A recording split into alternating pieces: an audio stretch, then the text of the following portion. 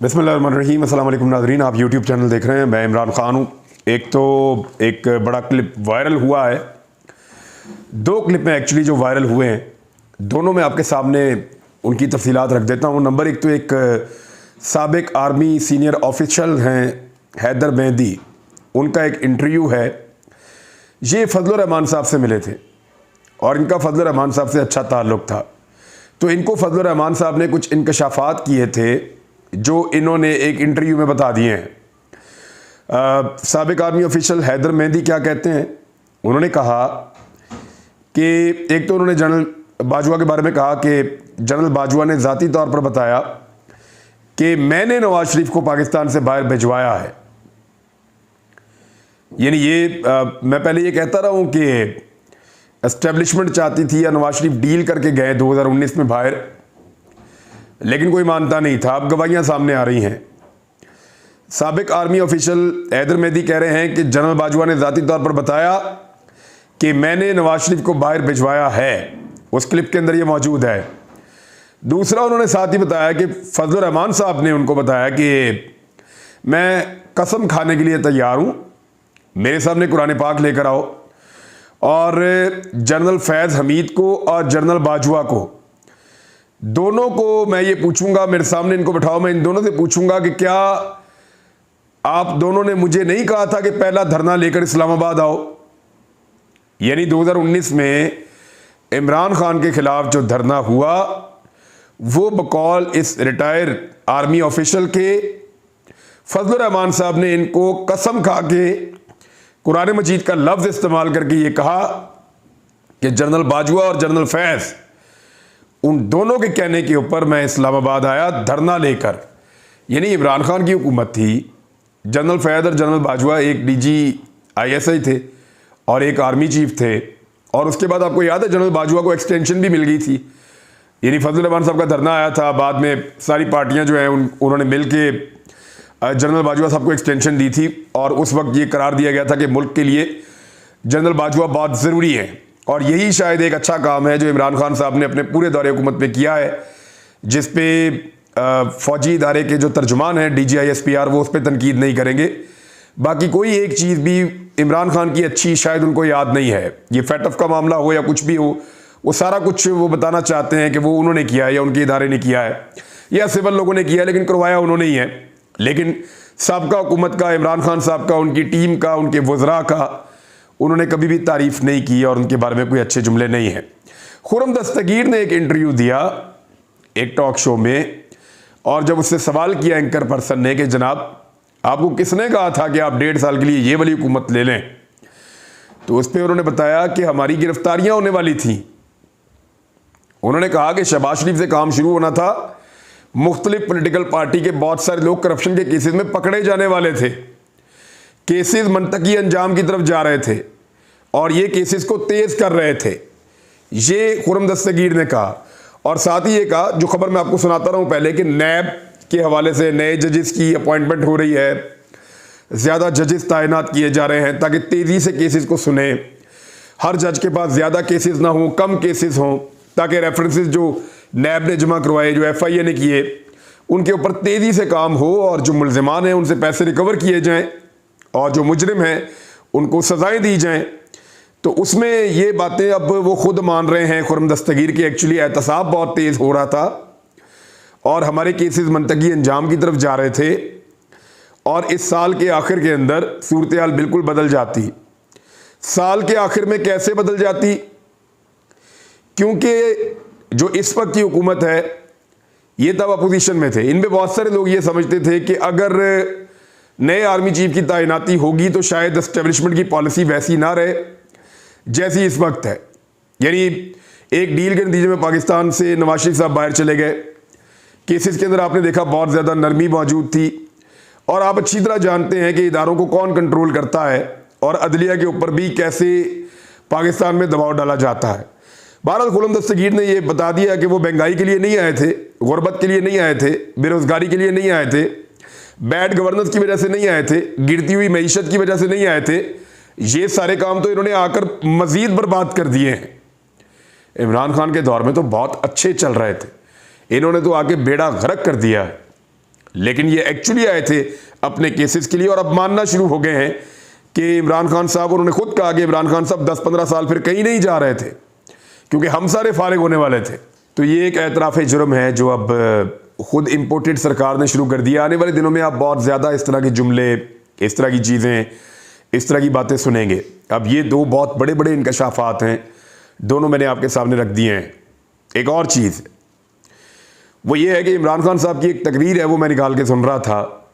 जब फैटफ के कवानीन पास करवाए गए तो उन्होंने बताया था उस दिन, जब ये लोग सारे वॉकआउट करके चले गए थे, हिना रब्बानी खर जिनको शहबाज शरीफ शाबाश दे रहे हैं, ये हिना रब्बानी खर वो खातून हैं जो कैमरा के सामने जब फैटफ के कवानीन बना रही थी पाकिस्तान तहरीक इंसाफ की हुकूमत, तो ये वॉकआउट करके बाहर जा रही थी। इन्होंने एहतजाज किया था।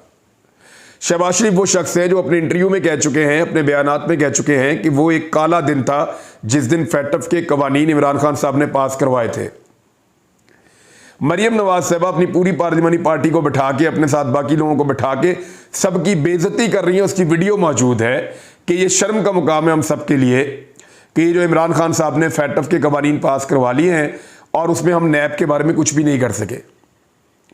तो ये सब वो लोग हैं जो पूरा जोर लगा रहे थे कि FATF के लिए, पाकिस्तान को ग्रे लिस्ट से निकालने के लिए इमरान खान जो कानून साजी कर रहा है वो कानून साजी ना हो पाए। ये सब लोग वो कोशिश कर रहे थे। आज ये सारे क्रेडिट ले रहे हैं। यानी ये तो ऐसा है कि इम्तिहान दिया इमरान खान ने नतीजा लेने, और जब इम्तिहान दिया बड़ी मेहनत से और पूरा साल मेहनत की, इम्तिहान दे दिया, जिस दिन रिजल्ट था उस दिन रिजल्ट लेने ये चले गए कि ना नतीजा आप हमें दे दें, जो रिजल्ट है वो आप हमें दे दें कि पास हुआ या फेल हुआ। पास हुआ तो उसका क्रेडिट लेंगे, फेल हुआ तो डालो इमरान खान के ऊपर। तो ये इनका तरीकाकार है। और सबसे पहले जो क्रेडिट लेने के लिए किया वो पाक फौज के तर्जुमान DGI SPR जो है, उन्होंने कहा कि उन्होंने आर्मी चीफ ने एक बनाया था सिस्टम और उसके तहत हुआ। हालांकि हमाद अदर ने दिन रात काम किया है, बाकी वज़रा ने दिन रात काम किया है, कैबिनेट ने काम किया है, वजारत कानून ने काम किया है, सब ने मिलकर बहुत सारा काम किया तब जाकर, और फौज ने भी बहुत काम किया है। जब कंसेंसस पैदा नहीं होता मुख्तलिफ जगहों पे, तो फौज एक ताकतवर, एक मजबूत इदारा है। ये इदारा फिर लोगों के अंदर एतमाद पैदा करता है, कुछ थोड़ा कंसेंसस पैदा करता है। कहीं गवर्नमेंट जोर लगाती है, कहीं ये जोर लगाते हैं, कहीं ब्यूरोक्रेसी लगाती है, मिलजुल कर होता है।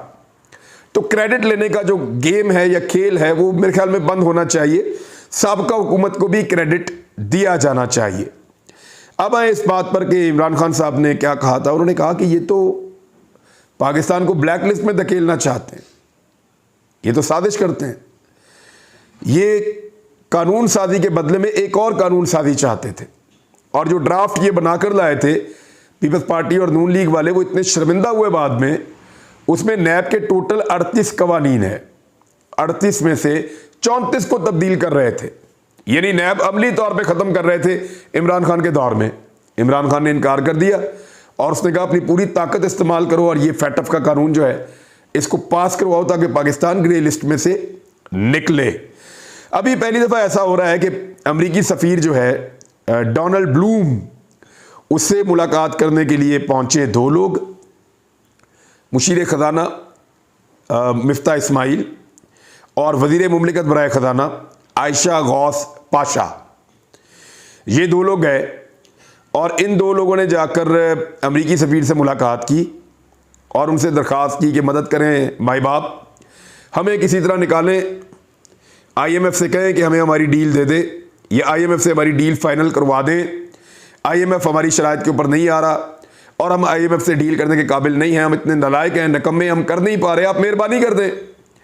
अब ये दिन भी पाकिस्तान देख रहा है कि पाकिस्तानी डील नहीं कर पा रहे, डील करने की कैपेसिटी नहीं है। एक ऐसी तजर्बाकार हुकूमत आई है जिसकी मौजूदगी में IMF से डील करना मुमकिन नहीं रहा और अब अमरीकी सफ़ीर के पांव पड़े जाके कि आप हमें किसी तरह से IMF से रिलीफ लेकर दें और हमारी डील उनके साथ तय करवाएं ताकि IMF डील पे दस्तखत करे और हमें $90 करोड़ मिल जाएं।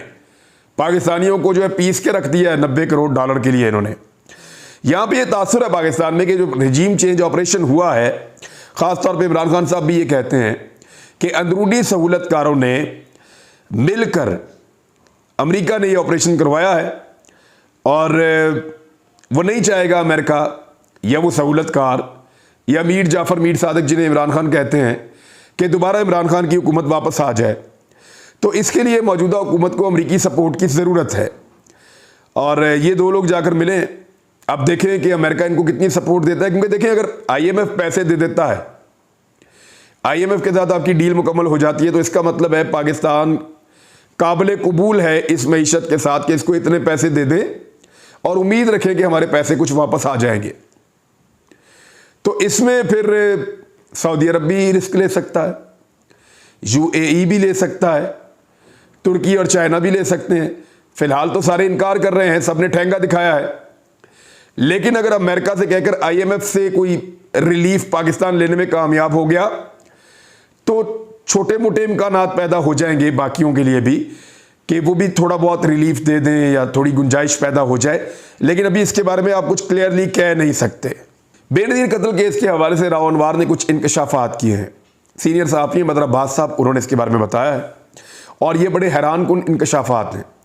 राव अनवार का ये कहना है, एतराफ़ जुर्म है बल्कि ये, और डाल दिया एक मरे हुए शख्स के ऊपर, रहमान मलिक पे, कि रहमान मलिक ने मेरे ऊपर दबाव डाला था कि मैं मुशर्रफ का नाम शामिल कर दूं इस केस के अंदर और मुशर्रफ को फिक्स कर दूं इस केस के अंदर अपनी तहकीकात में। उन्होंने कहा मैं तो दस्तखत नहीं कर रहा था। रहमान मलिक उस वक्त वज़ीर दाखिला थे, उन्होंने मुझ पर दबाव डाला, 2010 की बात है, दबाव डाला और मेरे से वो दस्तखत करवाए। अब ज़रा समझिए आप, ये एक एतराफ़ जुर्म है।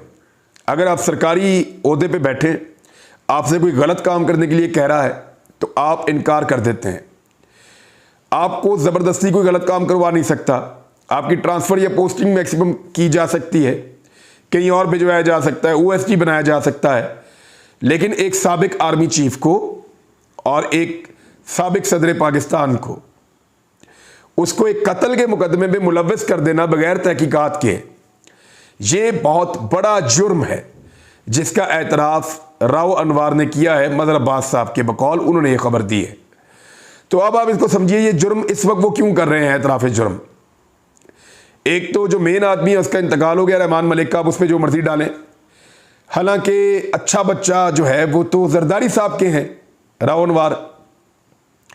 तो राव अनवार को जो कहा होगा मुबैना तौर पे या जैसे समझ आती है वो तो जरदारी साहब ही कहेंगे, लेकिन अब वो जरदारी साहब का नाम तो ले नहीं सकते, तो एक मरा हुआ शख्स है उसका नाम ले लो, तो उसका नाम ले लिया। अब किया ये इसलिए जा रहा है कि जनरल मुशर्रफ को पाकिस्तान वापस लेकर आना है। उसका नंबर एक फ़ायदा ये होगा कि फ़ौज का एक मुराल आएगा, जनरल मुशर्रफ से फ़ौज का मुराल बनता है कि ये देखें फ़ौज का जर्नैल है, फ़ौज आज भी अपने जर्नैल के साथ खड़ी है, तो you should stand with your journals, और इस किस्म का जो है वो एक तासुर बनेगा, एक माहौल ऐसा बनेगा। लेकिन इसका सबसे बड़ा बेनिफिशरी, मैं आज आपको कह रहा हूं, मेरा ये लिंक आप रिकॉर्ड करके रख लें, इसका सबसे बड़ा बेनिफिशरी नवाज शरीफ होगा। वो कैसे?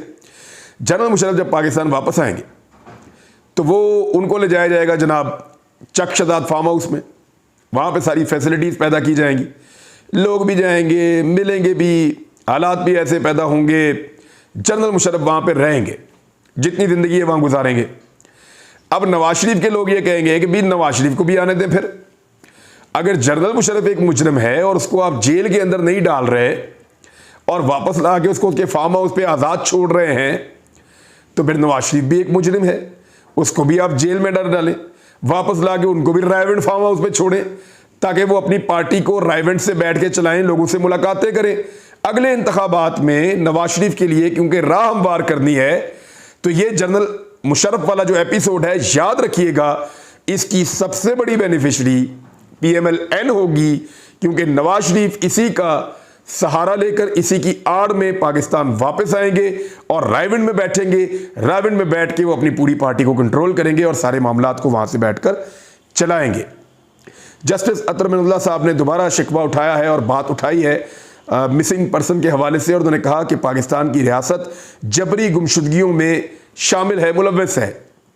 तो मैं पहले भी कहता रहा हूं, आज भी कह रहा हूं कि जबरी गुमशुदगियां नहीं होनी चाहिए, लोगों को मिसिंग पर्सन नहीं बनाना चाहिए। रियासत अगर किसी को गिरफ्तार करना चाहती है, करे, कानून के मुताबिक कार्रवाई करे, कानून को अपना बेहतर करें, शवाहिद को बेहतर करें, इन्वेस्टिगेशंस को बेहतर करें, तो इन चीज़ों को जब आप बेहतर करेंगे तो फिर आपको जबरी तौर पे किसी को गुमशुदा करने की ज़रूरत नहीं रहेगी। आप बहुत कम अगर कोई ऐसा हो तो चले, कोई बात नहीं, लेकिन बड़े पैमाने पर ये चीज़ें होना रियासत के लिए कुछ अच्छी खबर नहीं होती और कोई अच्छा तासुर नहीं बनाती। DGISPR का जो कमेंट सेक्शन है वो खुला हुआ है और उसके ऊपर लगातार कमेंट्स आ रहे हैं। यानी अभी जो उन्होंने ट्वीट्स किए हैं ख़ासतौर पे फैटफ के हवाले से या दीगर चीज़ों के हवाले से, वहाँ जो कमेंट्स आते हैं उनमें 95% हमने चेक किया तकरीबन नेगेटिव होते हैं, मनफी होते हैं। लोग न्यूट्रल होने के ताने दे रहे हैं, जबकि लोगों की एक बहुत बड़ी तादाद ये समझती है कि मौजूदा हालात के ज़िम्मेदार अस्करी क़यादत भी है, जिसने इंपोर्टेड सरकार बनने में रुकावट डालने की बजाय उसको मदद फराहम की है। पहले कमेंट सेक्शन बंद कर देना कुछ लोग समझते थे कि मसलों का हल है, लेकिन जितने भी ट्वीट किए हैं DGISPR ने, उनके रीट्वीट्स कम हैं। हालांकि रीट्वीट्स कई गुना ज़्यादा होते हैं, कमेंट कई गुना कम होते हैं। यहाँ रीट्वीट्स कई गुना कम हैं और जो कमेंट्स हैं वो कहीं पे 8 गुना, 5 गुना, 10 गुना इतने ज़्यादा लोगों ने किए हैं और उनमें 95% जो हैं वो नेगेटिव कमेंट्स हैं। कुछ सोशल मीडिया के जो सार्फिन हैं उन्होंने शिकायत की है कि जो DGISPR का ऑफिशियल ट्विटर हैंडल है वहाँ से उन्हें ब्लॉक कर दिया गया है। अच्छा, ये मेरे दिमाग में बात आ रही है कि एक इनफरादी हैसियत में एक शख्स तो ब्लॉक कर सकता है शहरियों को या लोगों को, लेकिन क्या एक ऑफिशियल हैंडल भी ऐसा कर सकता है? इदारे जो हैं वो तनकीद बर्दाश्त करते हैं और ये एक पैमाना होता है कि उनको पता चलता है कि लोग उनके बारे में क्या सोच रहे हैं, यानी उनकी पॉलिसी के बारे में लोग क्या सोच रहे हैं। अब ये किस तरह की पॉलिसी है कि तनकीद आप बर्दाश्त ना करें, या हो सकता है जो अकाउंट ब्लॉक किए गए हों उन्होंने बहुत ज़्यादा बिलो द बेल्ट वो गए हों, लेकिन इसके बावजूद ये बड़ा मुश्किल होता है। सूरत हाल में आपने देखना होता है कि हमने सूरत हाल को बेहतर कैसे करना है, हमने लोगों को कायल कैसे करना है, हमने अपने इमेज को बिल्ड कैसे करना है। ये करने की बजाय सूरत हाल से फरार जो है वो मुझे नहीं लगता कि कोई ऑफिशियल किसी इदारे का हैंडल जो है वो ऐसा करे। अब तक के लिए इतने, अपना ख्याल रखिएगा, अपने इस चैनल का भी। अल्लाह हाफ़िज़।